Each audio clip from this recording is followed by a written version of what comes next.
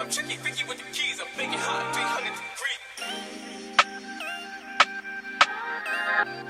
Say less, don't you worry about a thing, no. You ain't gotta worry about a thing. Say less, don't you worry about a thing, no. You ain't gotta worry about a thing. Say less, babe, you kick up your feet. Now I got you, babe, everything will be. You ain't gotta worry about a thing. Say less. Welcome, ladies and gentlemen, to Say Less, a safe place for Black men to talk about what the hell's going on in the world. From vulnerability to dating to politics, anything that is going on that's affecting us. This is a safe place for us to sit there and talk and just really talk about how we're feeling towards things. So we are met by our dope panel, Randy, T Spice, Lance, and Brandon. All right, so I always want to start off with a check-in. So fellas, how are you guys feeling? Listen, I'm fantastically well. If I was doing any better, I'd be worried. I swear. If I was doing any better, I think there might be two of me. Optimism is broken. Brandon, how you feeling? I'm pretty good right now, just chilling, taking a little break from work stuff. So, yeah, pretty good right now. It's getting a little cold where I'm at right now, though, too. So, gotta throw in like a sweatshirt or something. Cold? Well, you're in Long Beach. Yeah, I'm close to the water, so I get that breeze coming off. Well, where I'm at is hot as fuck. Like it's. I went outside to like Target, get my laptop fixed, and the sun was just like scorching down on me. So for me, today is a better day than it was yesterday.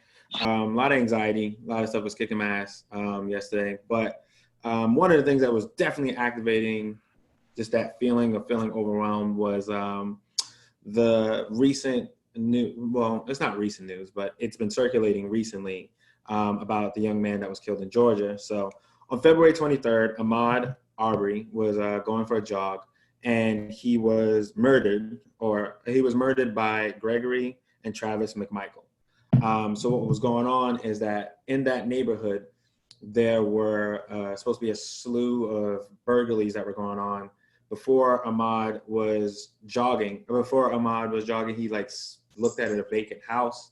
They saw him look in the vacant house and followed him, called the police. When they're talking to the police is like, well, I think Gregory was talking about like how he has a suspect, and the police operator was like, well, what is he doing? He said he's running. Okay, what else is he doing? And then he didn't really have any other description. They followed him, shot at Ahmaud. Ahmaud fought for his life, shot him a couple more times. He died. I think one of the reasons why this story is getting a lot of news is because after Gregory and Travis Michael killed Ahmaud, there were no charges brought up. And this was February 23rd, and we're in May right now. So a call to justice has been going on. I recently just got news that Gregory and Travis McMichael were arrested. Some people said a little bit of justice. I was like, that's just congratulating a fish for swimming. Like that's how I saw it. But we're not new to this. This is not something that is new, but how are you guys feeling after this news? Let's just have like a 10-second moment of silence for like the family. Yeah.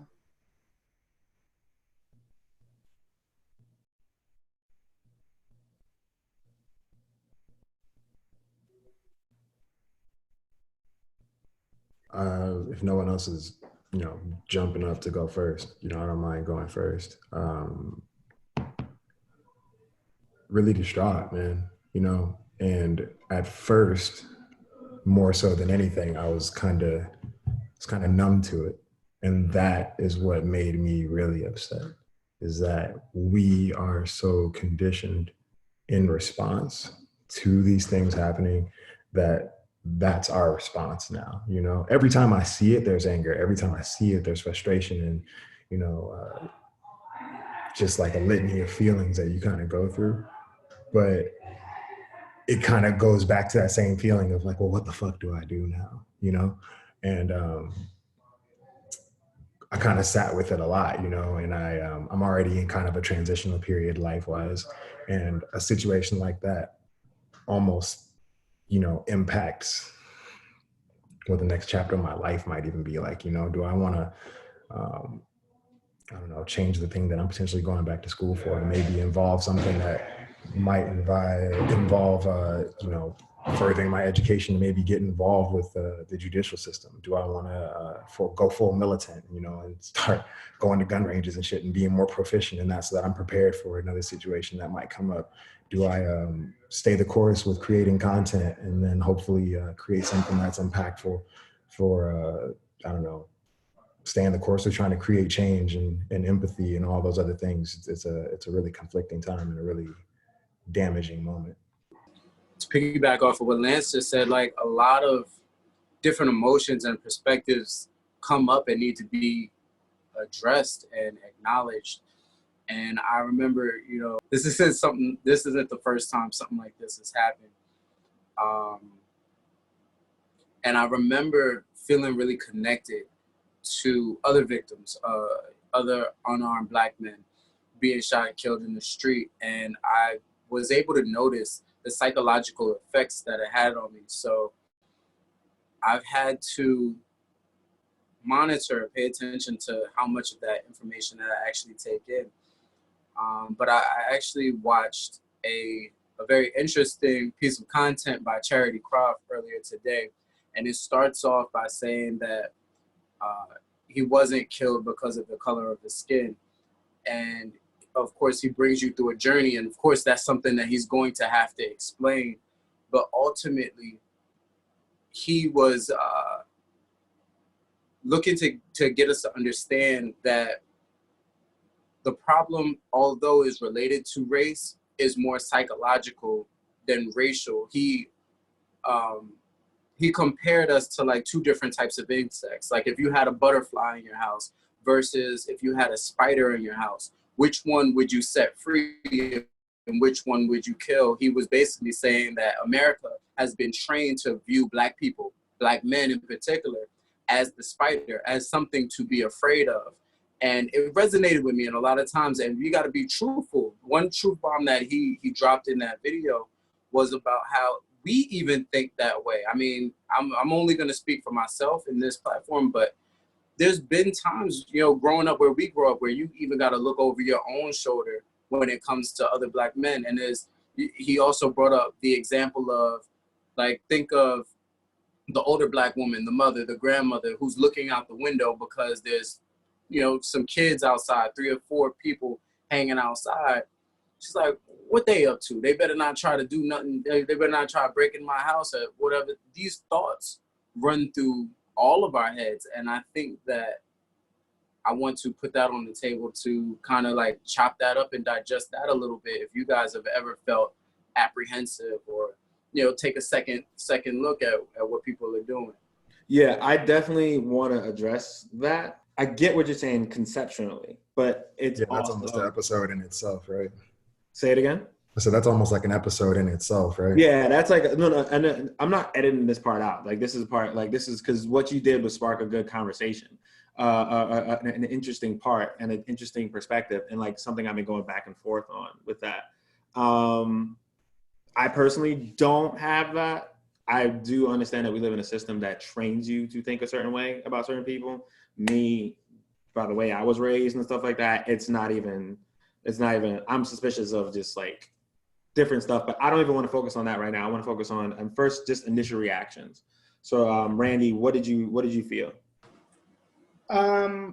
So when Lance was speaking and he was talking about, you know, this could affect like how we want to go forward, already for me, like I had been impacted by thinking about, you know, like how safe is it for me to jog around, especially how safe is it for me to jog around wearing all Black. So that just kind of made me think about that again when you said that. And then to what Spice was saying, you know, I remember showing somebody a picture of my little brother, and he's a lot darker than me. And so they were just saying like, oh, like he looks so bad. And I'm just like, but if he was like, you know, one of those kids where people are like, oh my God, you seen so and so's kid, they're so cute. But just to your point, like people look at us in that way, and I feel like even now with like the coronavirus and the news, I'm here in Atlanta, and the news has just came out that I think 86% of the people who had corona cases here in Georgia were African American. So it's like when I went out to the store a couple of days ago, I could feel people like jolting around and all this stuff like that. But the thing about Georgia and the guy being from Georgia and like just Georgia in general is that like this is one of the most racist places. Like my best friend has been called the N word, like right down the street. Like this is where they have the KKK. People like to go hiking at Runyon in LA. But the only thing we have like that near Atlanta is Stone Mountain. But Stone Mountain is also where the Black people were lynched at. So it's like a double entendre. Like you're going to climb the mountain, but then it's the mountain where, you know, so much tumultuous stuff happened. But Georgia is just a sad, racist place. And it just makes me sad to like see it played out in the news. And like, that's the way the people are here though. Like I've lived in New York, I've lived in LA, and both of those cities are multicultural and people don't really jump at you. But even when I worked retail here, I would walk up to other people who are not from the diaspora that I'm from, and they would just be like, why are you so close? Like the people here, they're not like blended in the way that it is in like other cities. It's like, okay, this race or that race, that race or that race. And that's so fascinating to even hear you say that, because when you think of Georgia, I think of Atlanta. And when you think of Atlanta, it's like Wakanda. So I'm like, oh. No, my grandma used to pick cotton, and she's from 4 hours away from Atlanta. So it's definitely like everything from the books. Like Atlanta, it all happened here. Basically. Okay. Yeah. So Brandon, I'm actually curious to hear your take on it, because we, the rest of us, are like really on social media. So there's just a lot of like information and stuff that we're getting at once. You being off of social media, this concept, this video is like new to you. So like, what was your initial reactions when you hearing all this? It's very new to me, and I think, oh man, honestly, when I saw it, I didn't know if it was real or not. And this is, I would say, a part of the result from being not tuned into social media as a news source. And honestly, I mean, a lot of this information that I end up getting is from, you know, listening to the radio, like NPR or whatever, KPFK or whatever other like public radio station. So sometimes they don't cover these things. And when I saw it, to be quite honest, it kind of took me back a little bit, because it felt like the last big event that we had that dealt with like a murder of a Black person that was just walking was it Trayvon Martin, I believe. That was that wasn't the last case, but that was probably that was not the last case, but that was like the last big one case to me that was like huge. And I guess for me, it seemed like because that was such a big deal, we had gotten beyond that, and the people that are non-Black that you know, saw how much of a pact that the African American community had, allies had, and to resolve these issues, it honestly seemed like there was a halt to that. And then when I see this, I mean, I had to watch it like at least like 4 times, just like back to back, because I was like, this just doesn't seem real. Like at first I was like, is this like a joke or something? And another thing it kind of reminded me of was, you know, there's so many films out there with people being shot. But this one to me just kind of stuck out, because there was a time when I was around, I think maybe like 13 or 12. And I saw these police officers, they murdered a guy in plain sight in front of a crowd. And I wouldn't say it kind of went down like that, but it seemed like that. I don't know, it just kind of brought back a memory where I was just like, wow, like this dude was just laying there dying, and it just took me back, I mean, so many years. I don't know. It was honestly like a reality check. Like shit ain't sweet like I thought it was, especially being off of social media. Just because, you know, when I took that hiatus, it was so I didn't have to, you know, hear about stuff like this. Just kind of like be blindsided. But I guess it's, you know, a reality check. Like, yeah, like I mean, this shit is still happening. And Randy, I mean, you're definitely right with, you know, what happens like in Georgia. I mean, it's not just Georgia. If you just think about the Deep South in general, you know, like the KKK rallies that happen outside of these like popular suburban cities. I mean, or I'm sorry, popular urban cities. I mean, Atlanta is just Atlanta, but once you get outside of that, though, I mean, I don't think the black population is that big outside of Atlanta, Georgia. I would say the same thing for Louisiana. Like once you start going outside of some of the larger cities, I mean, most of it is white. And then if it is a black population, they're in like the boonies somewhere where there's, you know, it's segregated by a town. So the neighboring town is white. No, I feel you. Yeah, it's interesting hearing y'all perspectives because it's like, it was like, I grew up very, I guess, militant. Like my pops, like my middle name's Elijah. I was named after the Honorable Elijah Muhammad. Like that is the upbringing that I had. I grew up very just like, but at the same time, it's my father was very militant. My parents been separated since I was a kid. My mom is a cop, so that balance between the two has always been weird, and it's always helped me. It's always had me like have to find my own information and come to my own conclusions and be like, oh, okay. So for me, it's like shit has never been sweet. And it's like, it's never been sweet. This is what America does. Like I'm numb to the idea of us. I'm numb to the idea of a group of people doing harmful things to us. But every time I see the video, because I see a lot of people say, you know, they don't want to desensitize violence, which I understand. And I understand how it affects people in a different way. For me, every single video that I've ever seen of a black person die affects me the exact same way. It doesn't get any less. It doesn't get any more. It's like literally every single time.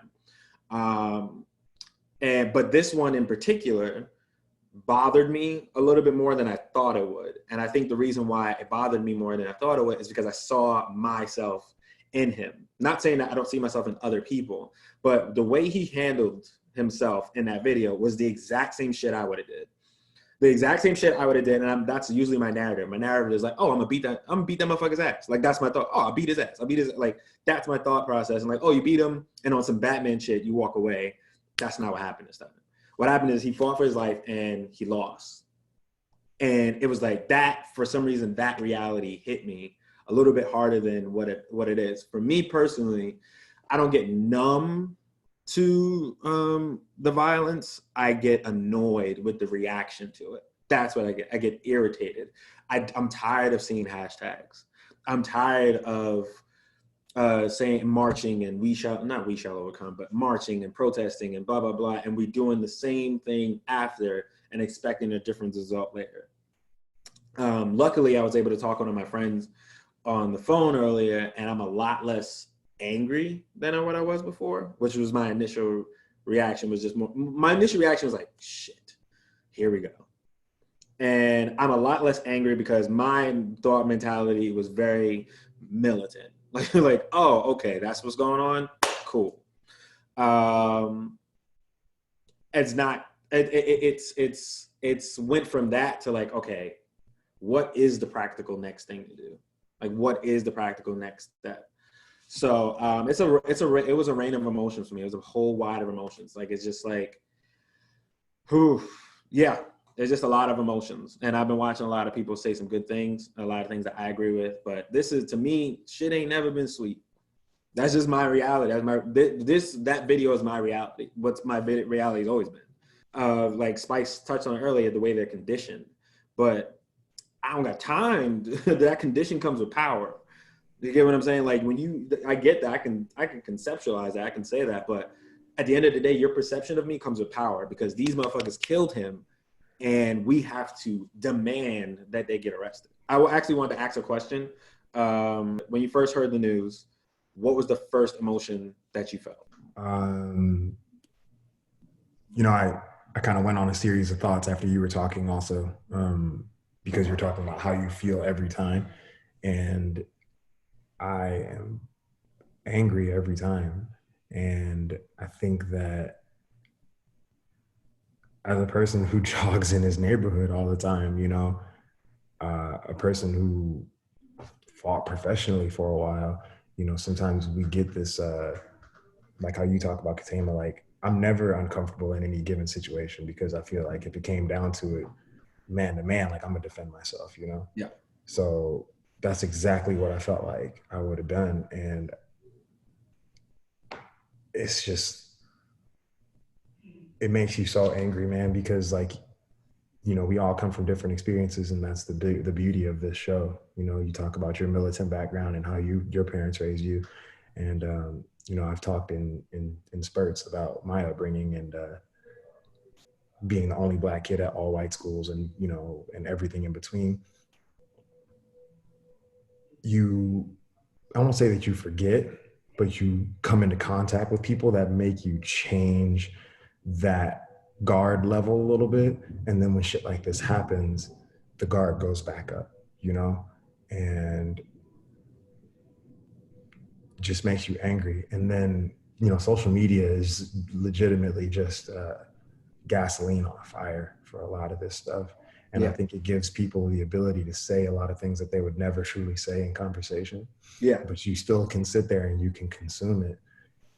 And every time non-minorities' rights are stepped on, white people's rights are stepped on, you know, they want to come to bat with everything from a, you know, a legitimate standpoint and constitutional rights and this, that, and the other.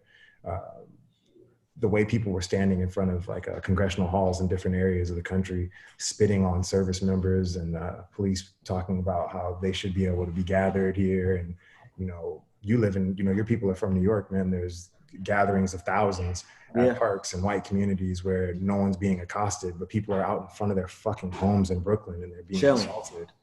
And they're being man, I don't understand. So, you know, on all these different comment threads, there's people who are saying all the different things that this brother should have done. Oh, well, why was he running directly at the truck? Yeah. Oh, well, you know, he fit the description. Oh, well, you know, citizens' arrests are an important fabric of the American. Yeah. Like, it just makes me think about, I don't know, man, like we were really truly never valued as a full person in this country. And a lot of the conditioning, as you described it before, may not be a conscious thought for them, but we are still in a lot of people's mind 3/5 of man. So my first reaction, I think when I first saw it, emotionally, what was your first like emotion when you get the news? I mean, I think for me, I'm a crier. Like while we were just talking right now, I was reading and finding out that his birthday is this Friday. Yep. And it just made me cry, you know? Wait, I don't think it said it was this Friday. It said something about it was Mother's Day. But anyway, I'm a crier and I just didn't want to like get super deep into it. Like I didn't want to definitely watch the footage before I read the story. That was my first reaction because like this does create like a post-traumatic stress in us when we have to keep watching this. And it's not like they like blurred the videos or like the videos look like surveillance videos that we used to see. We're seeing real-time gory videos of people who look like us dying. So it's not something to just post and click. I think, you know, a lot of times people who passed recently, we've been upset because the footage of them dying has been posted and we don't even have to say their names. But, you know, I'm talking about like people just immortalize us and they look at us as like animals and beasts. And like today somebody was like, what's your spirit animal? And I'm like, I don't have a spirit animal because when you're Black, people look at you as an animal. So my spirit, I don't have no animal in my spirit. I don't even think about that. Like people don't understand how our experience as it relates to this is like deeply impacted on levels that we probably won't even begin to analyze until like sometime from now. Like, okay, after we saw, because I know somebody mentioned Trayvon, but that was 8 years ago. So after we saw over 100 and how many people on video get shot, what did that do to our brain? Like now when we're around police, what happens? Now when we're jogging in a neighborhood, what happens? And Atlanta is a lot smaller than New York, and it's more dangerous in that way, and it's smaller than LA as well, because Atlanta is 100 square feet or square miles, however you say it. But to get from north to south and east to west, it only takes 10 minutes both ways. So you could easily end up in a neighborhood where your skin color is not the flavor. Brandon, Brandon, what was your initial emotion? I'm kind of still going through it right now, just because I just saw the video today. I don't know, man. Like, I'm don't feel angry. compelled to give an answer. No, it's like I'm angry and confused at the same time, because, and when I say confusion, it's almost like, you have these, you have friends from all different walks of life. And when I see this and I'm hearing about the comments you guys have mentioned about like, oh, well, what was he doing in this neighborhood? Why was he jogging? Why did he run towards him? And the only thing I can think of is like literally a white person saying that. And so like when I think about this shit, it's like, it infuriates me, because on one fence, I'm just like, well, fuck all these motherfuckers. But then on the other side, I'm like, well, I know people that don't think like this. So I'm like so confused, because the people I know that don't think like this, they'll speak up for it. But then there's just, it's like I know they'll speak up for it, but it's the fact that like they're white though. And I now am, it's kind of like a weird thing, because now I'm associating them with the other white people that think otherwise of us. And it's almost like a reverse kind of thing, because it's like, I'm sure with them, they're like, man, I see like a black person or a Hispanic person that's like super cool, and it's not this the stereotype of what a black or brown person could be. But then they run into the person that meets that stereotype. So maybe they're conflicted. But I guess for me, it's just like, damn, like, it's like, should I just be like, fuck them all, burn them all? Or is it like, well, damn, I got friends that see this shit and they're not with it. So it's just kind of like, damn, like, what side do I choose? So it's more of like a confusion feeling and anger towards that particular race. Is what I feel right now. But then there's this side of me where I'm like, well, I don't want to label them all like that, So that's more so like my feeling emotionally, because I'm like, well, damn, like, all these motherfuckers are like that. Fuck them all, And that's so interesting to me, because for me, I grew up in an all black school. If they weren't black, they were like Latino. They were like Dominican or Puerto Rican. And that was pretty much my life until college. And then, I went to college. It was relatively diverse. I've had my experiences. I'm not in Georgia. I'm not in East, but I've had my experiences, my run-in with like people being blatantly racist or prejudiced to me. But I was always raised to be very suspicious of white people because of the history, because of all the things that's happened. So it's like, every time I try to let up a little bit, like, okay, let me just relax. Not everyone's like that, blah, blah, blah, blah, blah. Boom. I'm reminded shit ain't sweet. So it's just like, it's the opposite for me. So it's just interesting to hear you guys speak. I'm dying to hear what Spice is going to say. I'm dying to hear what Spice is going to say. All right. I think I'm on. Oh, no. Yeah, I'm muted. Y'all can hear me, right? Yeah. Okay, so I want to be 100% truthful. I want to be transparent. I want to be intentional about the words that I select, because You about to say some shit. there's a lot to there's a lot to unpack, bro. The first thing that I want to say is I didn't feel anything. I didn't feel anything. And the reason I didn't feel anything, I think, was partly because of what you said earlier. It has low key become desensitized. Like, I've consumed so much content. I've seen it over and over and over again. And I don't want to sound like I'm disconnected, because I'm absolutely not. I feel like I didn't feel anything because of how connected I am. The feelings, the pain that I felt, I remember laying in my bed, crying. I remember that. That was the breaking point. That's when I was like, okay, I have to change at this point. That's when I had to embody it. That's when my energy shifted. I remember being in the shower, and I'm just like, poems is going through my mind about how unfair this is and things like that, you know. But I've spent so much time with this information, and I consider myself a problem solver. So I'm like, okay, what is the actual issue? What is the underlying issue? Because it's very rarely what you see on the surface. There's usually a root cause. And what I've been convinced of is that it is a twofold thing. That one, we're already conditioned to see Black people in a certain light.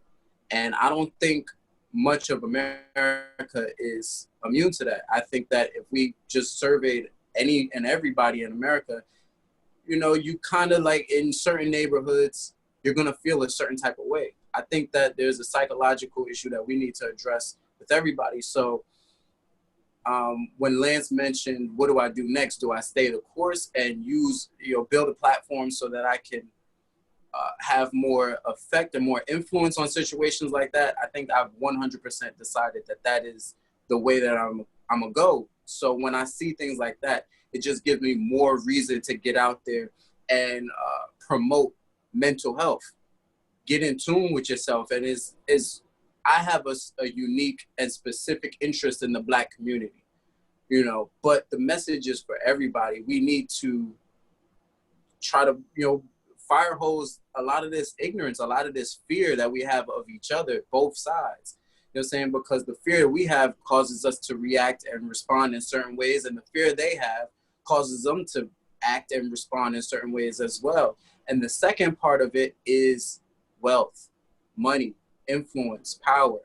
You know, somebody who is affluent, who has a lot of influence in a certain community, neighborhood, when it comes to police brutality or when it comes to just living around pinheads, your level of wealth, your level of finance, your level of personal knowledge can shift that entire environment. And I'm not trying to blame him or, you know, say that, oh, if he had money, this wouldn't have happened. But if we want to start to shift the conversation, if we want to start having more influence, I think it's important that we learn how to play this game. And that is my mission. You know, I'm on a mission to inspire 1 million people to have the guts to follow their guts, to get out there and to take control of their own destinies, so that we're not always in a position where we have to play defense. I want us as Black people to start playing offense more aggressively. You know what I'm saying? I mean, I do too, but I think our versions of offenses might be a little bit. I mean, yeah. I think that if you're talking about picking up some arms, yo, honestly, I'm gonna just talking about that on this platform that can get me locked up. So, all right, so then I'll get locked up. Black people buy guns. But see, the thing is, it's a thin line, because when I believe you get what you prepare for. So if you bring that energy into your space, if you buy a gun, you're probably gonna have to use it. So you want to be careful of that. But when Black people start buying guns, that's when they're gonna start looking at gun laws. Yes, and I think that adds on to this thing that you were talking about, like not the issue. I don't want to say issue because this is a safe place for everyone to talk about. Is my apprehension to what's going on, because like we can have different perspectives, but their perspective comes with power. So like their perspective coming with that power is like dangerous as fuck for us. It just is. So it's like And then like those fears to me is like I never equate the fears that blacks have for whites having for blacks, because a lot of the time the fears that whites have for blacks are in propaganda and foolishness, and like the fear that blacks have for whites is like just facts. Like it's literally history happening over and over and over and over and over again. So it's like it doesn't it never equated to me. It's just like I don't know. It's so many factors that are contributing, because it's valid. Yeah, we are conditioned a certain way, but I don't know. There's just so many different things. There's a lot of weight on it, and I'm gonna go ahead and unmute somebody else. I don't remember who raised their hand first, but I think that Black people are tasked with a heavier weight to overcome what we call what is factual, what actually happened. The track record is there. I think it is up to us to overcome it and be fearless, but that's gonna take us to be able to look death in the face and be like, but fuck death. But We're here for a real reason, like Harriet Tubman did. But okay, but how much responsibility is on? Like, there's so much responsibility on us to overcome injustice that is done to us. Like, granted, right. I'm a big person on we need to separate, we need to invest in our own, we need to build our own, blah blah blah. But like, even when you're murdered, the body, you still have to prove that you are worthy of the fucking backlash that you're getting. So like when I watched the guy die, I was like, I can't wait till they bring up his criminal record. Like I'm just waiting for it. And of course, they brought up that he has a shoplifting charge. Nigga, that has nothing to do with anything. But when we were murdered, like there's so much burden on us that the fact that even when we die, we have to prove that, oh, I wasn't supposed to die. Like it's you're right, but I think that's going to be the reason why we elevate as kings and queens, because those challenges that we overcome, that is something that we get to empower ourselves with, that nobody else is going to be able to relate to. You know, I'm kind of in agreement with Katama, because essentially what you broke down to me is like, even when we win, we still lose. And honestly, just the history of this country, particularly for African people that have come to here and became African American, it was never meant for us to be here. So the cards are going to be stacked against us, whether we get up and fight against, you know, white supremacy or whatever. It's just that we were the first ones to get here. We are, you know, we represent a lot of change here too, but also, I mean, not just like white people, but we have other minorities that are even scared of us, and they came here mad years after we got here, and they're piggybacking off of the shit that we went through. Yeah. And so not only are we fighting against white people, we're fighting against Asian people, we're fighting against Hispanic people, we're fighting against Indian people. Anybody that's not Black that's here, we got to go against all of that straight up. So I mean, we can try to make a change, but also in history, even if you just think of like Tulsa, Oklahoma, when we had, what was it, like Black Wall Street? Yeah. I mean, like we were doing our own thing and they still came and fucked with us. So honestly, bro, sometimes I feel like it's just a lose-lose situation. Like unless we just say, fuck it, like Marcus Garvey, and just get the fuck out of here and go to, was it Liberia or some shit, or go back to the motherland? Like, I really don't think it's going to get better, but it's not going to be as progressive as we want it to be. And it's going to take so much time for it to hit that. And especially like with the climate of how things are now, with the current president, with how people are just like, fuck it, you know, they say so much and can gather in arms based off of Facebook and Twitter rants, and then they go in the streets and they're walking around with fucking tiki torches and shit.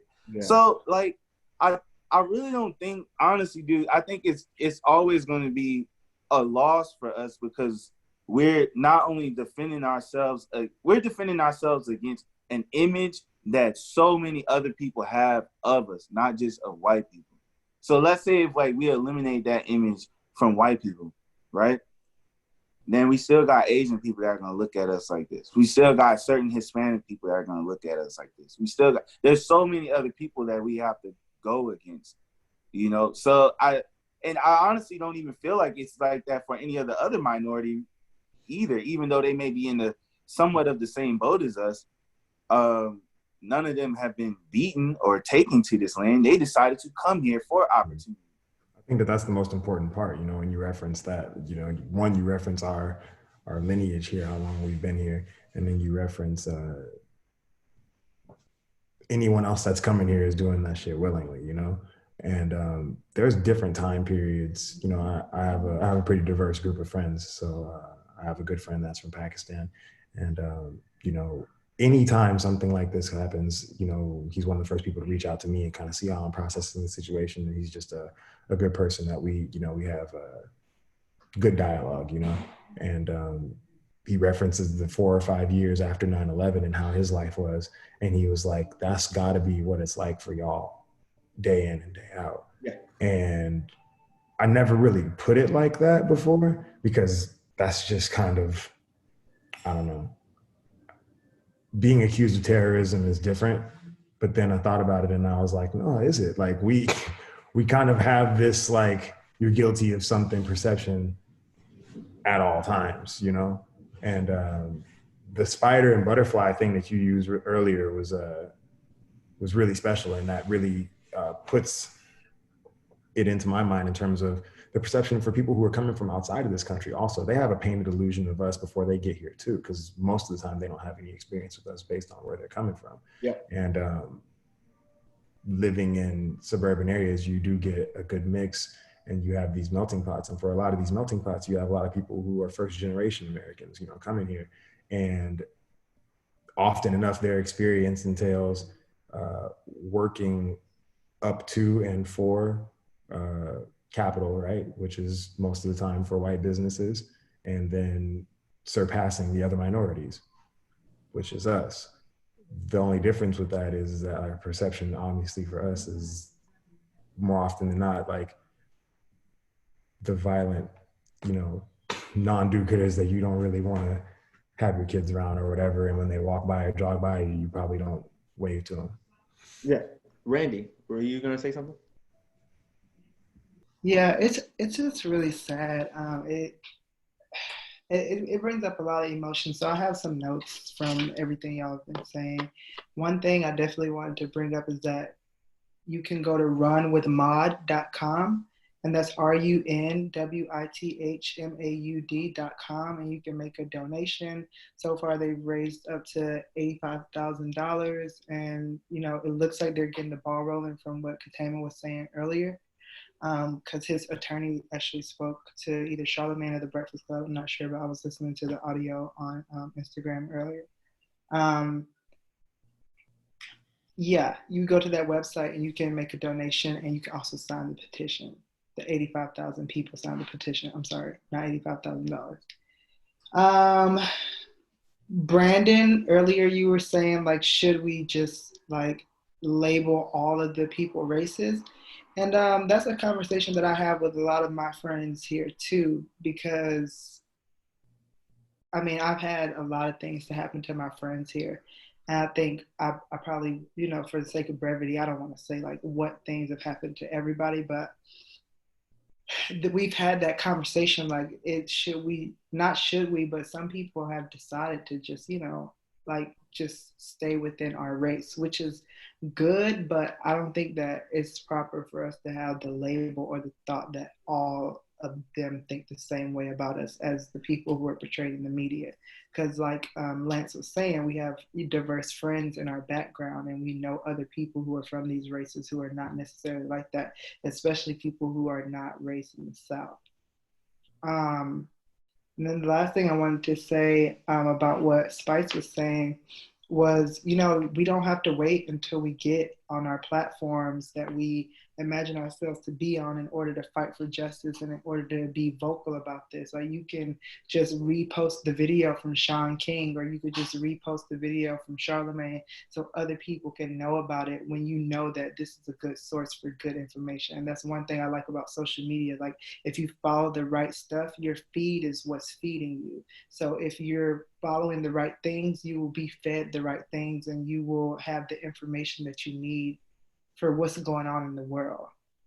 So yeah, I think we also need to be calling 770-800-0689 to speak with I don't know all the official information. We'll go to the website and they'll tell you who to ask for. I think his name is Ken Turner. Anyway, they'll tell you who to ask for. You call them and let them know that you want to, I don't know what the rest is, but just call the number, go to the website, make a donation, and just start looking for ways where you can like really be getting this information and really putting your money back into our community in this way and putting your voice into our community in this way.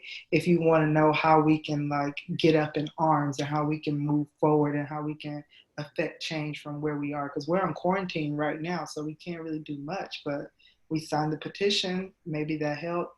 Maybe it will help. We don't know, but yeah. Man, the fact that because I had another question, and the fact that you brought up quarantine too is like, that was something I thought to myself was like, man, this is a hard time for anyone to be dealing with this right now, especially Black people, because we are isolated from each other. Like there's this social interaction, basic human interaction we can't really have right now. We can't really communicate as much. So it's like, it's just shitty. And then now we got to worry about, there's a pandemic to worry about. Now we're worrying about people trying to kill us. And like, it's so much shit to worry about. We brought up a lot about conditioning. I wanted to ask y'all, as a Black man in this world, yes, I understand the idea of not painting everyone under a brush, but there's not like a sign that says, oh, I'm not racist. I am racist. I'm not racist. So there's a certain way we have to navigate in this world. What does this particular incident tell you about how you need to continue to navigate in this world? I think that you get to decide what is going to take you off track. You get to decide what your track is first, your end result goal. You get to decide what that is. And then you get to focus on it. You know what I'm saying? There is a need to conquer fear of all kinds, because fear is the only thing to fear. Fear is what keeps you off your track. Fear is what puts you in a box. Fear is what is telling you, oh, I have to constantly look over my shoulder and worry about what the next man is doing because they're going to affect me. But I think with a heightened self-esteem, a heightened sense of confidence, a heightened sense of self, we get to be the creators of our experience. We get to decide what our life is going to be.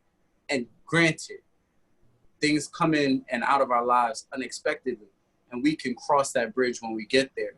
But I think that as long as we're trying to solve problems 4, 5, 6, 7, 10 years in advance before we get to that bridge, we'll never start taking steps towards our actual goal. And I think that ties in with what I was talking about earlier, as far as constantly playing on defense, like who I have to fight now, versus playing on offense, doing what we need to do to put ourselves in a position to where these things can't affect us in the same ways.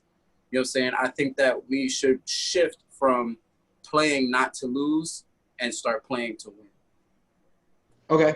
I mean, playing not to lose and playing to win. That's interesting. That's interesting. Okay. I'm trying to digest this. Transitioning to me, I guess, it was hard, man, because every time one of these situations happen, everyone's going to react differently, you know, but for me, with all of my different backgrounds and whatnot, I always try and think about what I would have done differently in that situation, you know, or how could the situation have been avoided. And even as I was preparing to say that, when you first brought up the topic, Spice even said something about having this heightened sense of, I apologize, I'm losing my train of thought, but self-esteem, right? For me, I have always been really big about awareness, situational awareness, circumstantial awareness, where I am, who's around me, all of those things, you know. And I don't know what I could have done different in that moment, you know. Fuck, man, I'm jogging down the street, truck swerves over around in front of me.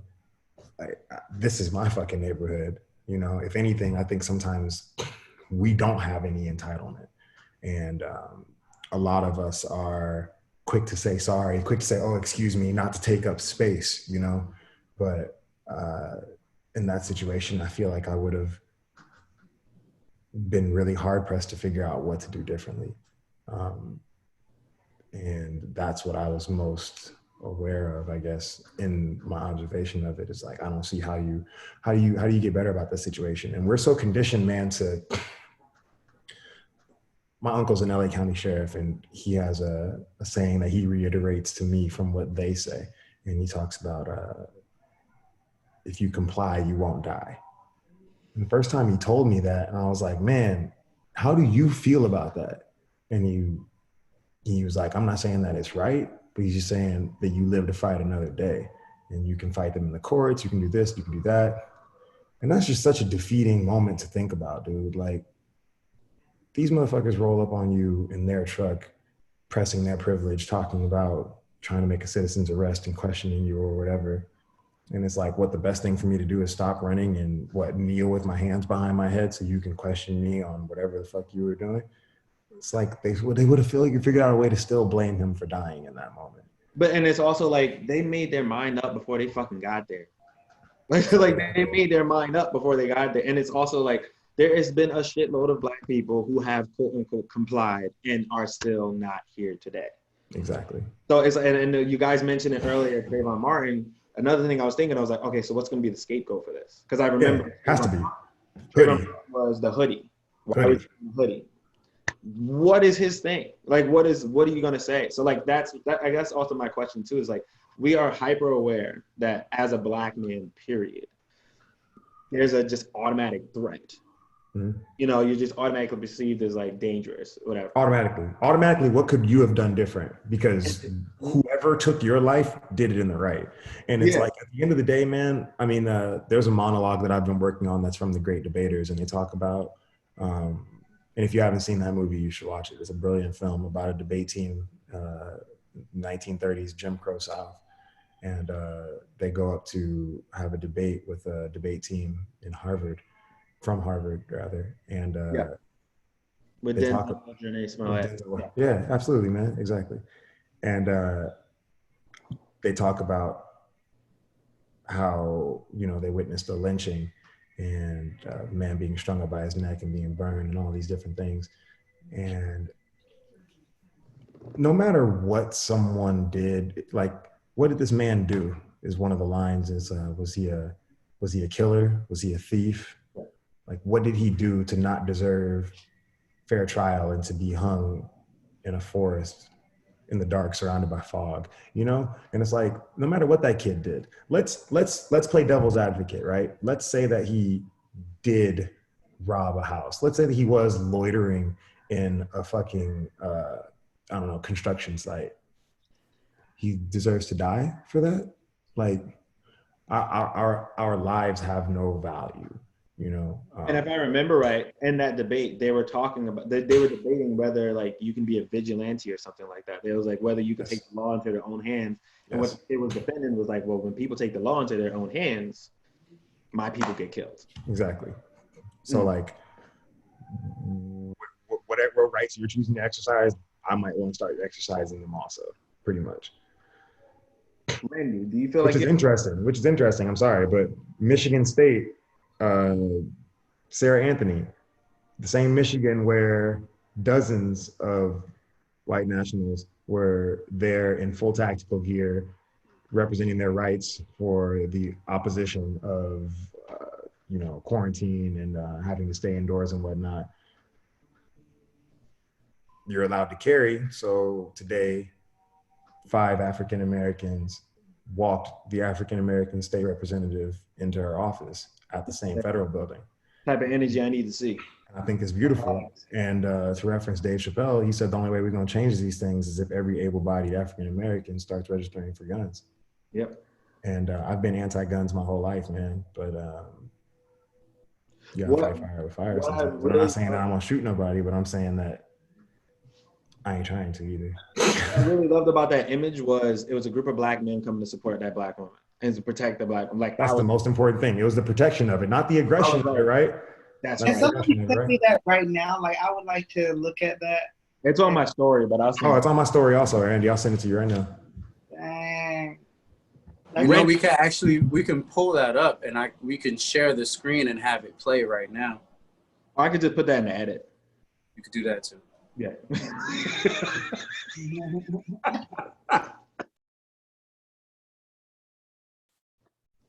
Randy, do you feel like you have to navigate? Because you're like, okay, so like you're a smaller guy, not to be disrespectful or anything, but you're smaller, you light skin, and do you feel like there's a threat do you feel like you are a threat when you're in certain areas or certain environments? Well, so first thing, this neighborhood that I'm in right now, like I grew up in this neighborhood. This is called Zone 6. If you've ever heard Gucci Mane, this is like the east side of Atlanta. So this is 10 minutes outside of downtown, but this is also 10 minutes away from Stone Mountain and where the lynchings were happening at. Yeah. So you're right in the middle of like, okay, the city and all that, but then also going into the racist area. There's another small city. I went to high school out there near Stone Mountain. There's another small city out there called Pine Lake. And if you drive over 40 miles per hour through Pine Lake, you get like this huge ticket that costs a lot of money. So there's a lot of little racist things that have been happening on the outskirts of here, like, you know, including like when my grandma was picking cotton and my aunt was picking cotton, but you know, that's further back, but still. But right now, to bring you to now, like now that I'm in Atlanta, I'm looking for a place right now. There's a house that's 3 doors down from my mom, and there was a 3-bedroom house. Now, this was back in the day, of course, like before I've seen all this imagery of black men getting killed and us being blamed for everything, of course, I wouldn't mind like popping over there real quick to like go look in the house through the window. But I'm not about to do that in 2020 because I've been seeing what's been happening to my people, and I'm not stupid. Like, it's like we not living in fear, but we're also being pragmatic. It's like you got to know that if people are getting bold against your kind, then you got to tell yourself what you would tell your child. Like, I have an 8-year-old brother, so I want to let him know, like, yeah, don't go looking around nowhere around here because now I grew up in this neighborhood and everybody was black. There was no white people. I went to school with one white person from elementary to middle school. Now there's 4 white people across the street from me who I do not know. I can't go jogging. It don't matter if I was lighter than this. I'm not about to go jogging. One of them has a big dog. One of them has a pickup truck. It's just too classically like, I'm not trying to do all that. So it's like, even when you're light, you still are black. Like, you know, and then I have locks too, so it's like, you're still gonna be looking at me like, I just don't trust gentrification. Like, can we just pause for gentrification? That's what this really boils down to. The white people are buying the black communities and then coming in and trying to criminalize us for living the life we've been living. Because we've been peeking through windows and opening doors on abandoned houses. Like, remember the song Trapped Out the Bando by Migos? Like, we've been trapping out the bandos. Like, ain't nobody been getting shot at and chased down for peeking through no windows. Now y'all want to move over here and y'all don't know how we operate, and it's a problem. Yeah. Big issues with gentrification. Yeah. That sounds like a whole nother combo that can go a long way. This is what happened after gentrification. After gentrification, white people started thinking that they owned the neighborhood because they own property. They got upset because a black person who would normally be minding their business, peeking through the window, because that's what we do. We peek through windows, you know, and then somebody through the window. Brandon, do you feel like you have to navigate in a certain way? No, because I'm always in fucking mode. So I don't. That's me, bro. To be quite honest, like I don't care. I went, from my personal experience, I went to a school in Bumblefuck, wherever it would be in Louisiana, in Ruston, Louisiana.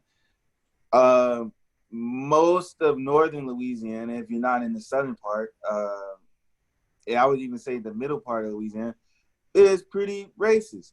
So if you go in there on pins and needles, then you're gonna be on edge. If you don't go in there on pins and needles and then some shit happens, then you're on edge. So I always took it as like, well, fuck it, I don't care. So like, I mean, I tried to be respectful of the law because the law is the law. Yeah. But when motherfuckers get out of line, and it's not just white people, black people do the same fucking thing too. So this is more so of a power thing. So anyone could get it. Anybody can get it. So I don't give a fuck. Cause I've seen, cause I know police officers. I have a very good friend of mine that's a police officer. And his relationship with the black community is going to be strong because he's from that particular community. But at the same time, too, this motherfucker will be quick to try to check a black person, a white person. It don't matter who the fuck it is. It's the fact that that person has power. Yeah. And so what I get out of it is, as long as somebody has power, they always going to do the shit they want to do because they can get away with it, or they can figure out a way to get away with it, especially if they had it for a long time. They can make a clean slate of it. So, I mean, you can be cautious, or you can just be like, fuck it, and recognize that that's the case, and whatever happens, happens. Yeah. And that's kind of just how I operate. Like, I don't, like, I mean, you know, I guess that's just how I see it. You know, it's just like, you're damned if you do, you're damned if you don't. Like, shit, like, you can be friendly with the police, you can be friendly with a white person, but they don't want to fuck with you, they ain't gonna fuck with you. Mm-hmm. Point blank, period. You gotta look at powerful. it like that. Everybody not gonna fuck with you. Just because you black, everybody ain't gonna fuck with you. Just because you white, everybody not gonna fuck with you. It don't matter, like, where you come from. Everybody not gonna fuck with you. Just so happens to be that if you black in America, then a lot of people not fucking with you. They want to bite your shit. They want to take your shit, but they don't want to fuck with you like that. Mm. So, like, you really got to look at it like that. And then also, a part of it, you can be flattered, but be disrespected at the same time. It's like, damn, man, everybody want to take our shit, but don't know, you know, and it's a power thing. Because if I got power, I can take your shit and disrespect you. No, and I want to. That's a good part to end on that. Spikes, you're about to say something? Yeah, I think that what you're saying is our power. I think that if we just made a slight shift in what you're saying, as far as, you know, when you say, I don't give a fuck, that's you saying that there's some things that I can control. There are some things that I can't control. I'm going to live my life regardless.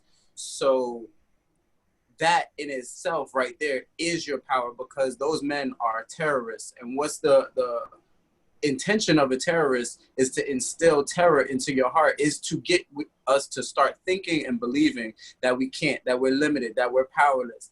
They want you to say things like, my life doesn't have value, just because that's our perception of their perception. And I'm not saying whether it's factual or not, but I do believe that everything that we say, everything that we think is an affirmation. It is a prayer. It is a step towards manifesting certain realities. So when things like that happen, it's not an attack on your flesh. I mean, it is, but it's more so an attack on your mind, on your self-esteem, on how you see yourself, on how you value yourself. And I think, me personally, I have things that are more valuable than my life. You know what I'm saying? Like, I've already decided what reason I'm going to die. Like, I figured, I'm convinced that living on my mission, you know, to uplift the communities, the mindset, even the world. I do plan on changing the world, is more important to me than my life. So when I'm not afraid of death, I'm not going to be afraid of any man. I do honestly believe that my mission would explode. My message would explode if I were to die today. You know what I'm saying? Like, hear me out. Like, there's a lot of people, like, and everybody on this call right now, they pay attention to my content. You see it. But people, you'll double tap, you'll keep scrolling or whatever. But let's say I was the person that was assassinated. People are gonna go back. People are gonna consume that content. People are gonna try to figure out what I was all about. People are gonna go into my arrest records and they'll find something. But people are going to hear, you know what I'm saying, the ultimate message of love, the ultimate message of your mentality and how important it is to not live in fear. And I think that getting that message out is worth my life. You know what I'm saying? Am I complete? I think I'll just leave it at that. Yeah. And I like that. And I like that was a good place to end. It's fascinating because I'm hearing all of you guys speak, and like Randy brought up a point where he's saying not living in fear but being pragmatic, right? That's what you said, Randy. So it's like I have a fuck it type of mentality. I'm going to be me, but at the same time, there's this privilege, I guess, for me that I grew up very, like I said, pro black, but I grew up in just mostly black environments, whatever. In which I didn't really have to navigate. There's a certain way I had to navigate, but it wasn't being a black man in white spaces. I didn't learn that until college. Which I still have the same, very much like, I'm just gonna be me. Like I'm not gonna be anything, I'm just gonna be me because that's how I move. I'm not gonna allow you to have me live in fear. There are certain things, but with that, because it's like rather, will you wanna live on your knees or die on your feet? With that comes certain consequences, and those consequences are real. Like there's a lot of things that I'm not gonna get. There's not a lot of things that people are not going to be comfortable around because of the way I carry myself. But I thought that balance between the two worlds is very just representative of how it is to be a black man, being a black man in America. The first thing I thought of when I was trying to explain it to someone was that scene in Crash. It was when Terrence Howard, if you haven't seen the movie, it's a great movie. So the scene in Crash is when Terrence Howard is pretty much pulled out of the car when he got pulled over, and his wife was a little drunk. She said something, and what was going on is that the police officer was pretty much feeling all over his wife, and obviously no person would want his wife to be dealing with that, but he's put in this position where his ego, his pride, his sense of masculinity, a sense of like, you know, a sense of idea of like wanting to protect this person is being offset by the consequences that could happen. So like, I don't want this person, and that represents like just our state of being a lot of times. There's this constant tightrope that you have to be, that you could choose to walk on or not walk on, but it's like you have to be conscious of that. And there's a lot of times in which your power can just be taken away from you in front of you. And now if I walk around with this fucking mentality, because my mom as a cop she was afraid of cops, but she was more afraid of me interacting with police officers because she knows in my mouth, because she knows I'm like, what? Like, blah, blah, blah, blah, blah. So now I have this die on my feet, and then rather living on my knees mentality. Like, no, fuck it, you're going to treat me like this, blah, blah, blah, blah, blah. But now I also have to consider like, yo, I'm gone. If I'm right in my mouth, that's cool, I'm infinite, but now my mom doesn't have me. Now my brother doesn't have me. Now everyone doesn't have me. So it's like I feel you guys, and I'm not disagreeing or anything like that. I'm just like, there's so many factors that are just contributing to this, because it's like, what do you do? Go back to African. What'd you say? I said go back to African. Did y'all hear that Akon is he has a city that's opening up in Africa that's his? Yeah. But speaking of that, and like Akon and his legacy, and Spice and your legacy, and like, it just makes me think about, you know, one thing that Katema was saying earlier, like, it feels like we have all the responsibility, and we do, because we have these young boys who are coming up after us, and we have had a privilege and an opportunity to live a different life than the generation before us. And as we get this wealth, it's important that we are inspired by people who've done things where, like, you know, they've made it easier for them to like have places to go, like creating youth centers and stuff like that. Because the reality of it is, like, yes, we want to live our lives and we don't want to live in fear. That's the hope. But the reality is that it would be safer if we could all build our own YMCA called Black Men of America, where they have like swimming pools and jogging, so that we know our kids are safe and we're not worried about them jogging around in these random neighborhoods. And I think that's just the importance of like what Spice was saying about legacy, and like what happened with Nipsey when he passed, and like people were inspired by his life, because a lot of times when we look at rappers, we look at like, you know, the houses, the gold chains, and all that stuff like that. But this is the first person who I personally, and I can only speak for myself, but this is the first person who I had ever heard of who was like, oh, I'm buying property, I'm doing all this stuff, and like really teaching people. So it's like, we gotta also not just think about ourselves and how we're gonna be okay, but what can we do so our sons and our brothers and our generations after us can be okay, while we're in this midway point of like, okay, this is after the extreme racism, but then it pops back up. So then how do we navigate this space of it until we get to the other part of how we imagine it to be?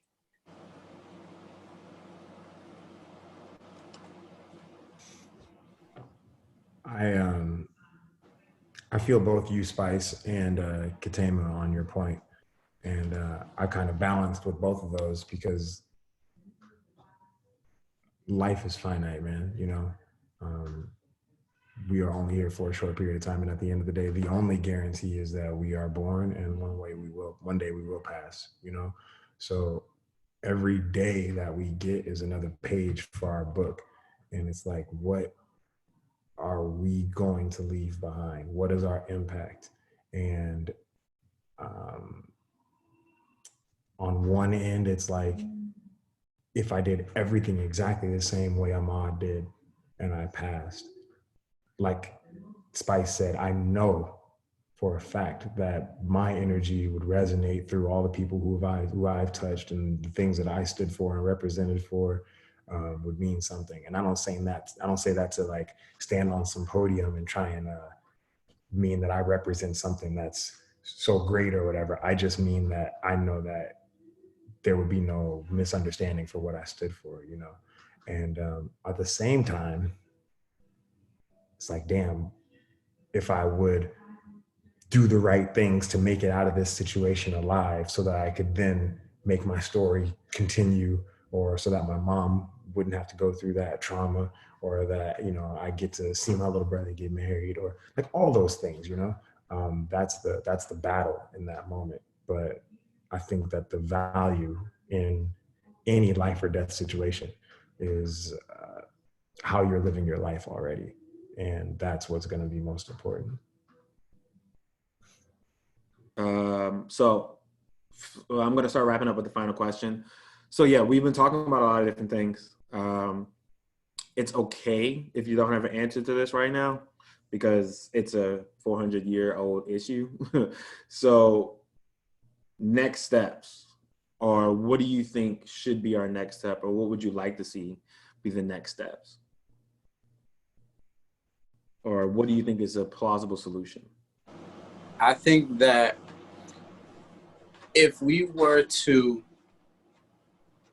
unify and find strength from within due to this tragedy, it wouldn't be a life lost in vain.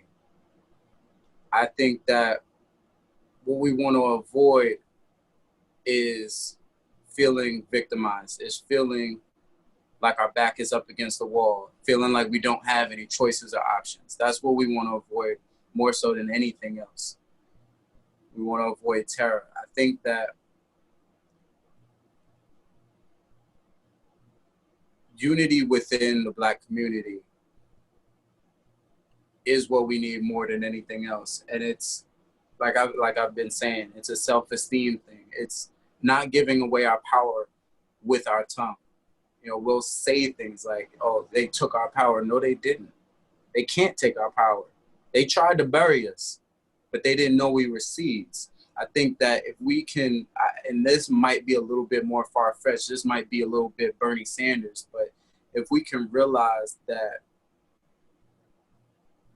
our power is in our mindset and the things that we affirm, the things that we declare with our thoughts and our emotions and our words, then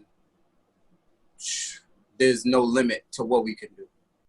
Oh, it's me. Guess I'm unmuted.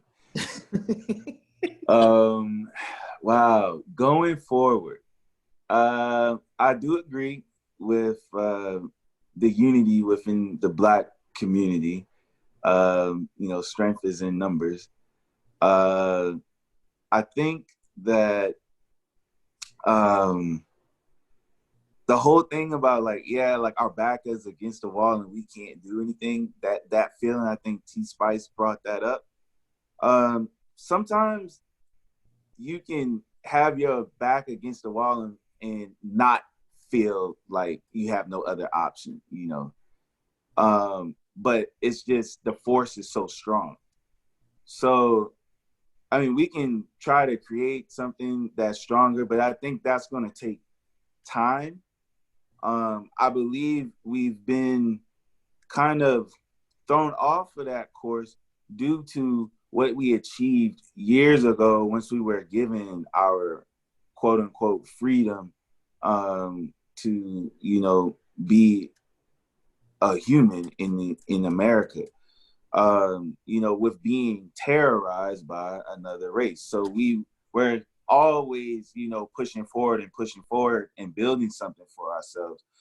But I think it got to a point to where that unity we had amongst ourselves began to split. Once we felt like there was nothing we could do, and I think that's always going to be the case. No longer how much time comes along until it actually changes. And to be quite honest, it's not all on us. It's on the other half too. So we can go in and be like, hey, we need this to happen, we need this to happen. But it's on the other side's mind and decision to be like, hey, I see you guys as equal. So we can keep fighting and keep fighting and keep fighting. But it takes two to tango.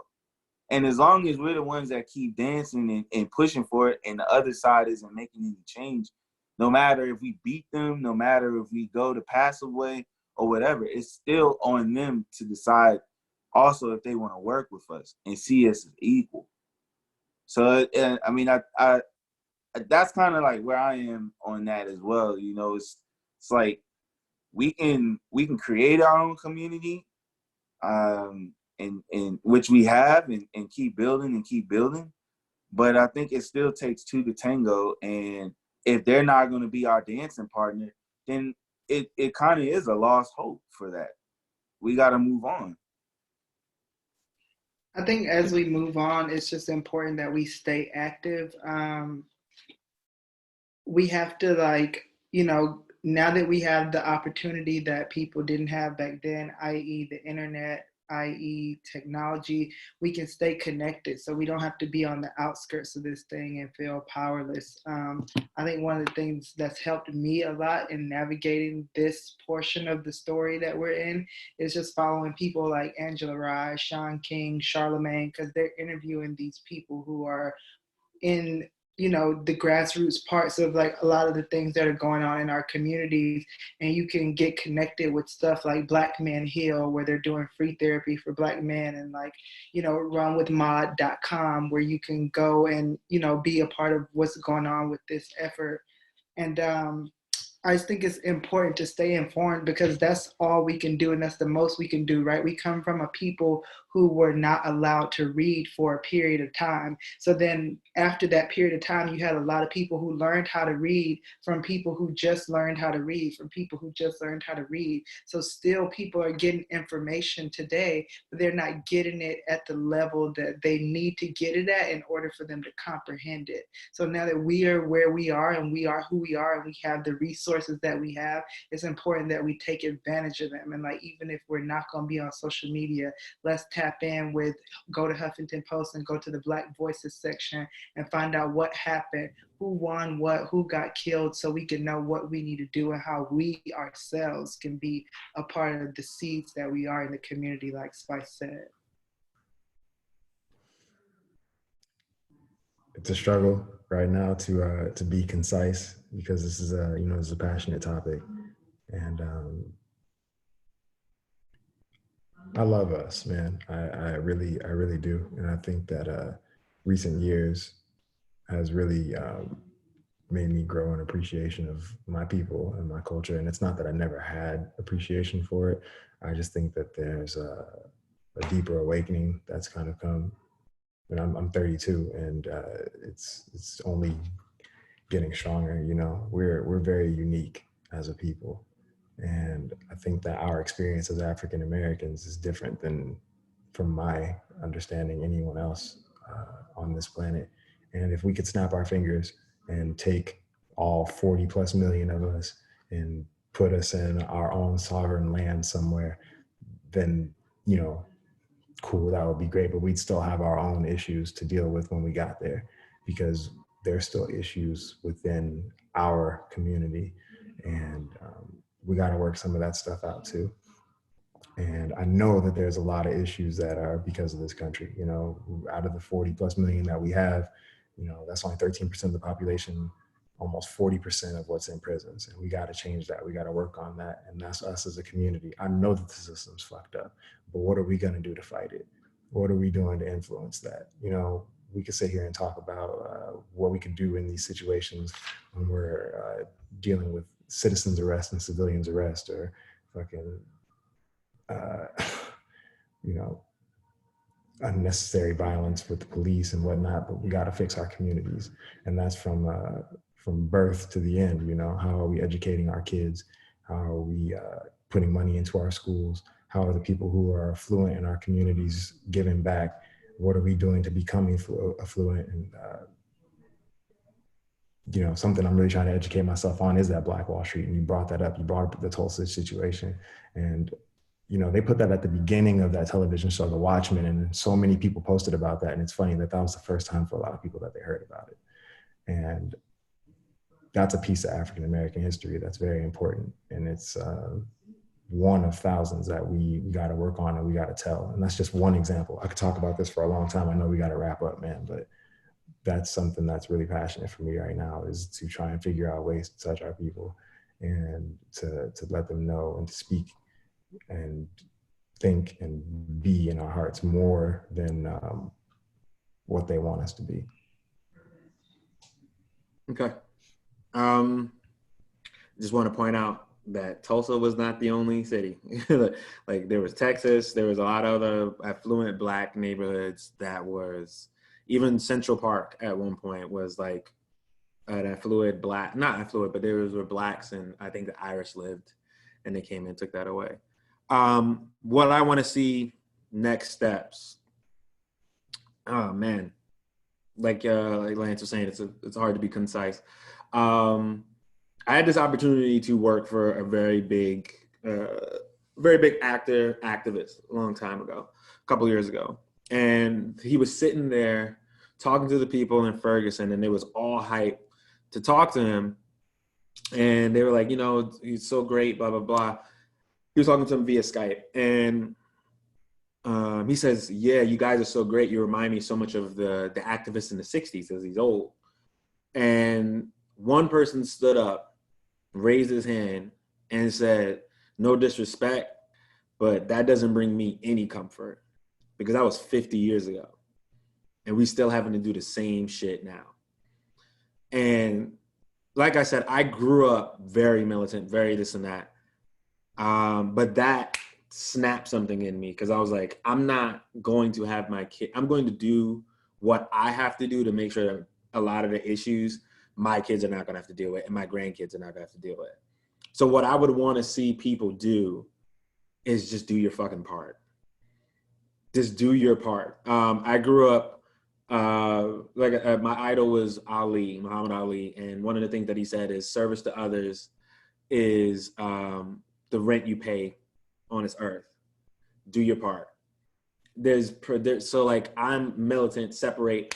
You know, my idea is we need to become less reliant on a system that was never built for us in the first place. So start investing in your own, start doing this and that, blah, blah, blah. That's my philosophy. Other people feel like they have to infiltrate from within, change laws, this and that, blah, blah, blah. Other people feel like they have to be informed. If that's what the fuck you feel, do that. because at the end of the day, we all have one goal, and that is to put us in a better place than where we were before. So that's what I want to see. If that's the best way to sum it up, do your part to make sure that 50 years from now,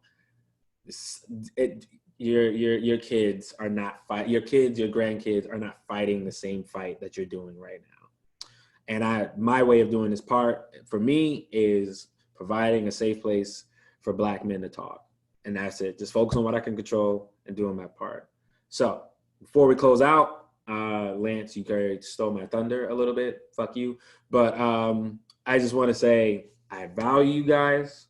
I appreciate you guys. Thank you for taking the time to speak today.